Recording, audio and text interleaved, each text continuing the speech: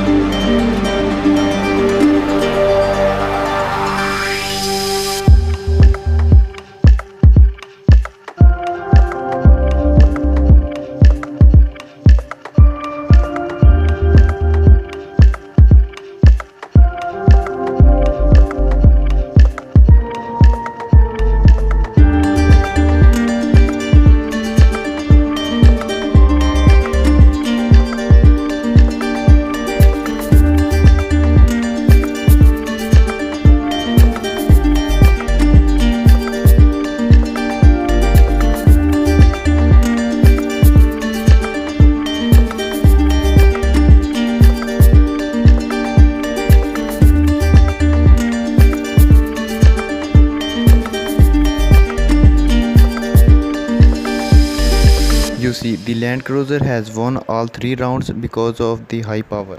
If you look at BMW, it has lost all 3 rounds of Land Cruiser due to its low power. But both efforts are good, but the Land Cruiser has been successful in all 3. If you want more good and stunt videos like this, subscribe to our channel and press the bell icon, like and share the videos others. Thanks for watching.